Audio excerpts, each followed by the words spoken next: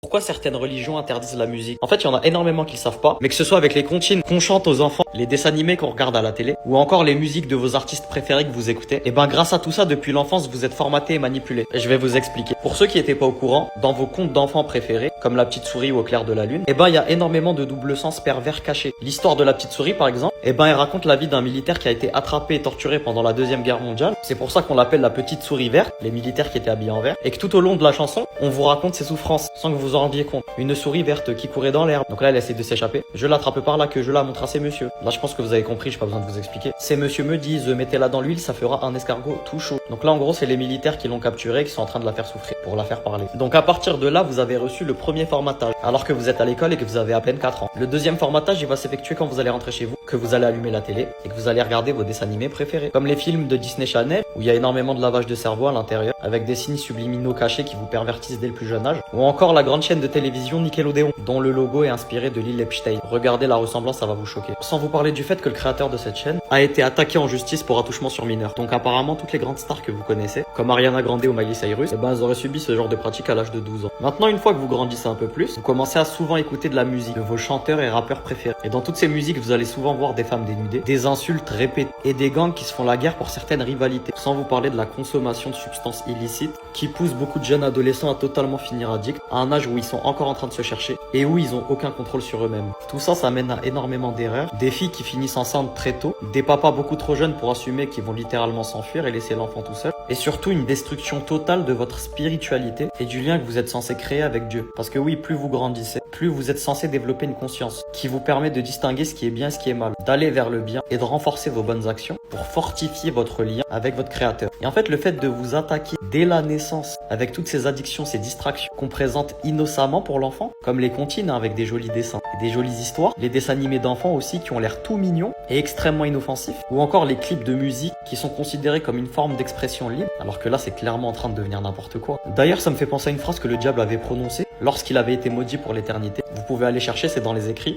Il a dit qu'il ne cessera d'attaquer les humains pour les égarer de tous les côtés, que ce soit par leur droite, leur gauche, en haut, en bas, donc littéralement dans tout ce qu'on peut posséder, c'est-à-dire les téléphones, les télévisions, nos amis, nos familles, ou encore le système dans lequel on vit. Il faut être extrêmement puissant mentalement pour avoir conscience de ça, et surtout par la suite lutter contre ça. Comme disait Platon, si vous voulez contrôler un peuple, commencez par contrôler sa musique. Et même s'il y en a énormément qui le savent pas, 80% de la personnalité, du cerveau et donc du destin de l'enfant est déjà tracé à 7 ans. Donc si vous arrivez à avoir un contrôle total sur les jeunes générations très tôt, vous pouvez les guider, les orienter, les moduler comme de la pâte à modeler, de la façon dont vous le souhaitez. Et c'est pour ça qu'encore une fois, il y a des nouvelles règles qui sont en train d'être instaurées pour obliger les enfants à aller à l'école encore plus tôt, réduire les vacances scolaires, les obliger à quitter l'école plus tard. Il y a certaines personnes qui disent que c'est pour créer de parfaits petits esclaves modernes. Voilà. Maintenant, vous savez pourquoi il y a certaines religions qui interdisent la musique. Parce que malheureusement, la plupart du temps, c'est quelque chose qui est contrôlé et utilisé par le diable. C'est pour ça aussi qu'on dit souvent que le diable se cache derrière toutes les formes d'art. C'est une de ses armes préférées pour manipuler, égarer et détruire les humains. Dites-moi ce que vous en pensez. Bisous l'équipe.